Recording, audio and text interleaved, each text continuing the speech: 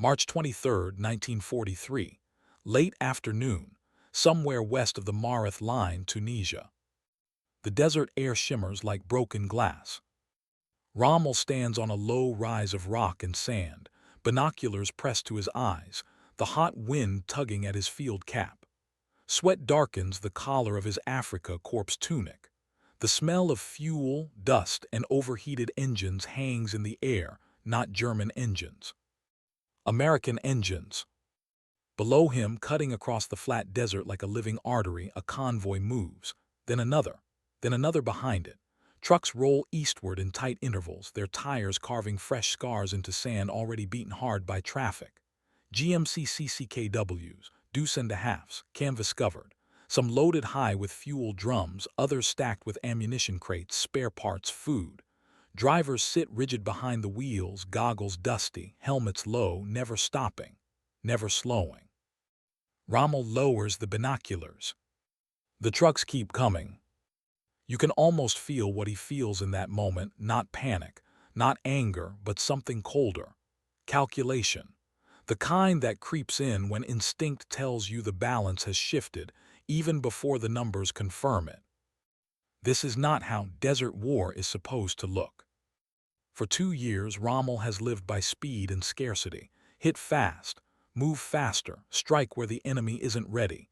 Desert warfare rewards audacity, not abundance. And again, he has used maneuver to offset weakness. British units stalled for lack of fuel. Supply dumps bombed into uselessness. Armored thrusts halted not by fire but by emptiness. But this is different. The convoy does not stop. A staff officer approaches, boots crunching softly behind him. Herr Feldmarschall, he says, voice cautious. Our forward units report the same pattern since dawn. Rommel doesn't answer immediately. His eyes are back on the road. On the horizon, more dust clouds rise, distant, steady, relentless. How long? Rommel asks. The officer hesitates. Hours, sir, possibly all day. Rommel nods once. He has seen supply columns before. British ones, French ones, even German ones. They always thin out, always pause, always reveal their limits. This one does not. Somewhere in Rommel's memory, a sentence surfaces, something he once said years earlier, before this war, before this desert. Battles are fought with weapons, but wars are won by logistics. At the time, it had sounded like theory. Now it is rolling toward him on 6 wheels, in endless repetition. The North African campaign has already changed. Rommel knows it, even if his men do yet. The Afrika Korps is running on fumes, literally. Panzer units carefully rationing movement. Artillery firing only when absolutely necessary. Fuel trucks hiding from Allied aircraft like hunted animals. Meanwhile, the Americans are doing something almost obscene in its simplicity. They are driving. Daylight, open desert, no attempt to hide the scale, no hesitation. Rommel turns slightly, scanning the terrain. He knows this ground intimately, wadis, ridgelines, bottlenecks. A commander's map etched into memory. He imagines what it would take to stop that flow. Air power, insufficient. His Luftwaffe units are shadows of what they once were. Raids, temporary at best. Capture the ports, too late. Destroy the roads, they build new ones. This isn't a supply line. It's a system. And systems don't break the way armies do. A young officer nearby mutters under his breath, almost to himself, "They have more trucks than we have shells." Rommel hears him. He doesn't correct him. The convoy continues to pass. American drivers wave to each other, some laugh. One truck stalls briefly, engine coughing, then another pulls alongside, a rope thrown, and the column flows on without pause. No crisis, no delay, just motion. Rommel's face tightens. He has spent his career believing war could be bent by boldness, that decisive commanders could outrun material disadvantage, that speed could compensate for mass. But what do you do when the enemy has both? He thinks of earlier victories, Gazala to Brook, when British depots fell into his hands like ripe fruit, when captured fuel became the lifeblood of his own advance, when improvisation was enough. Those days feel distant now. The Americans are not improvising. They are executing a plan that began years ago, an ocean away, in places Rommel has never seen: factories, rail yards, ports, assembly lines. The convoy in front of him is only the final link in a chain too long to cut. Rommel finally speaks quietly, to no one in particular. "They are not fighting the desert," he says. "They are feeding it." The officer beside him looks confused. Rommel lowers his binoculars for the last time. His shoulders seem heavier than they were a moment ago. This is not a tactical problem. It is an arithmetic one. An arithmetic does not care how brilliant you are. As the sun sinks lower, the convoy still hasn't ended. The dust clouds stretch farther than the eye can see. Rommel turns away, already calculating withdrawals, delays, trade-offs. How much ground can be given to buy time? How much time remains? He knows the answer will not be enough. Because somewhere behind those trucks, more are already starting their engines. And for the first time in North Africa, Rommel understands that maneuver warfare has finally met something it cannot outrun. Rommel rides forward just before dusk, his staff car bouncing over hard-packed sand. The convoy road remains active behind him, engines still droning like a distant tide. Even as night approaches, the Americans keep moving. Headlights blink on in disciplined intervals, each truck maintaining its distance, its place in line. No confusion, no panic, no gaps. Rommel watches from the car window, his expression unreadable. This is not how war usually reveals its turning points. There is no explosion, no dramatic collapse of a front, no desperate radio call, just the quiet, relentless continuation of something that should, by all experience, have stopped by now. He thinks back to his first campaigns. Poland, France. Their speed had been everything. Breakthroughs won before the enemy could respond. Supplies struggled to keep up with success, but that struggle belonged to the victor. You seized fuel, you captured depots, you improvised, war bent to will. North Africa was supposed to be the same.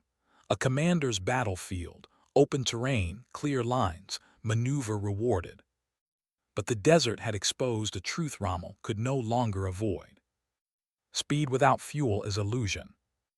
Back at headquarters, maps are spread across a folding table, corners held down by spent shell casings. Lantern light throws long shadows across Tunisia. Officers murmur. Radio operators listen intently, headphones pressed tight. Rommel leans over the map. Here fuel stocks measured in days, not weeks. Here ammunition, rationed to specific engagements. Here panzer units restricted to short movements only. And opposite them, advancing steadily, is an enemy whose supply columns now outnumber their combat formations. An intelligence officer clears his throat. Herr Feldmarschall, reconnaissance confirms additional U.S. transport units unloading near the coast, new depots established inland. Rommel nods slowly. He already suspected as much. The Americans have done something the British never fully managed in the desert. They solved logistics before they solved tactics. Rommel straightens, rubbing his eyes. Fatigue lines his face deeply now. This campaign has aged him faster than any before it. The victories that once energized him now feel like debts coming due. He speaks quietly, measured. "They are not advancing faster," he says. "They are advancing longer." Some of the younger officers don't immediately understand what he means. Rommel does not explain. He knows his own army too well. He knows what sustained pressure does when there is no pause, no lull, no chance to rebuild strength. When every retreat burns fuel you cannot replace. When every counterattack costs ammunition that will not be replenished. This isn't about winning tomorrow. It's about still being able to fight next week. Rommel's thoughts drift briefly, not to Berlin but to America. He has never been there, but he has studied it. Read reports. Read warnings that were dismissed by men who preferred ideology to arithmetic. An industrial nation untouched by bombing, railroads spanning a continent, oil fields pumping without interruption, factories that did not shut down when air raid sirens sounded because there were no sirens. What he saw today on that desert road was not an American army. It was American industry wearing uniforms. Later that night, Rommel walks alone outside headquarters. The desert is cooler now. Stars cut sharply through the dark sky. Somewhere far off, engines still rumble. He stops listening. The sound should be comforting. Movement means initiative. Instead, it feels oppressive. For the first time in the campaign, Rommel imagines the future not in terms of maneuvers, but in withdrawals. Lines drawn backward. Positions held only long enough to delay the inevitable. He thinks of something else now, something rarely admitted aloud. Morale. German soldiers have endured shortages before. They have improvised.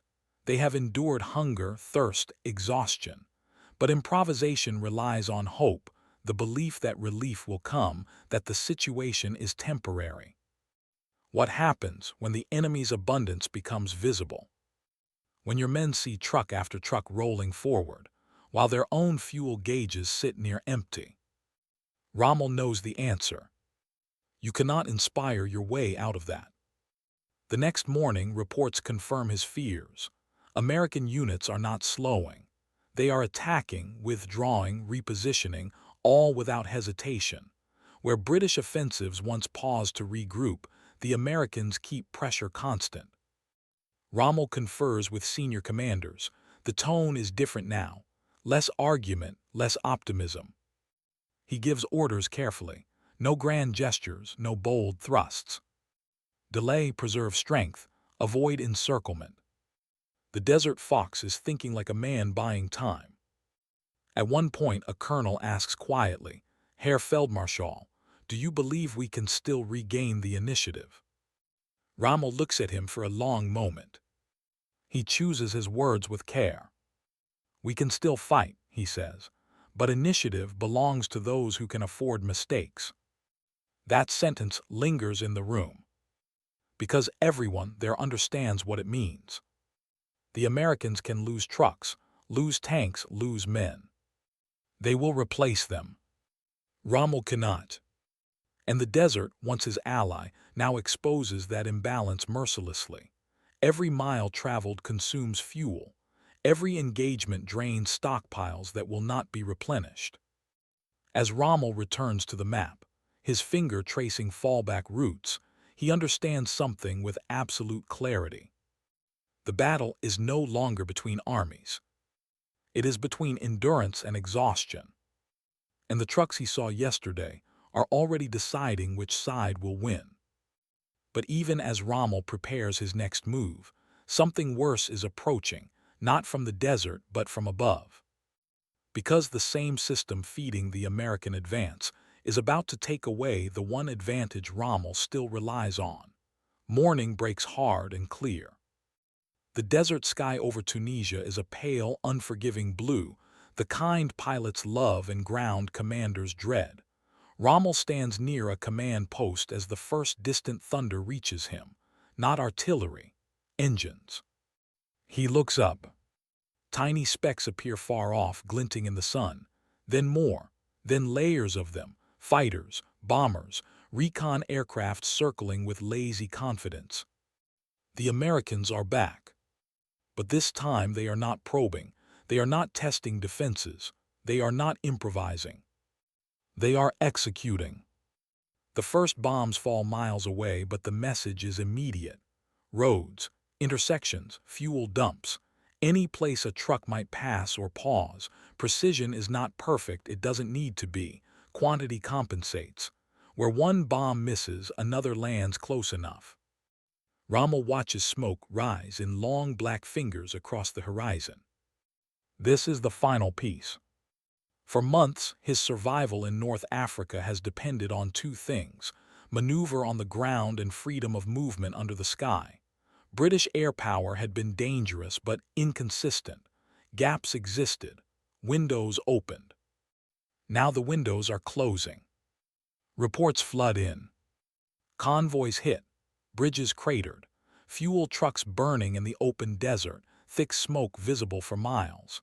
German drivers abandoning vehicles, diving into ditches as strafing runs rake the roads. Rommel grips the edge of a table inside the command tent, jaw tight. The Americans are not just supplying their own advance. They are strangling his. What he saw days ago, those endless columns of trucks, now reveals its full meaning. The same industrial engine that pushes supplies forward also sustains air power without pause. Pilots rotate. Aircraft are replaced. Ammunition stocks seem limitless. German units begin moving only at night. Then even night becomes dangerous as flares turn darkness into sudden day. Rommel adjusts tactics again. Smaller movements, shorter hops, hide everything, save fuel, avoid contact unless absolutely necessary. This is no longer war as he understands it. This is pressure applied continuously, everywhere. A senior officer approaches him after another grim briefing. "Herr Feldmarschall," he says carefully, "our forces are still intact. Losses are manageable." Rommel looks at him. "Yes," he replies, "but our margin is gone."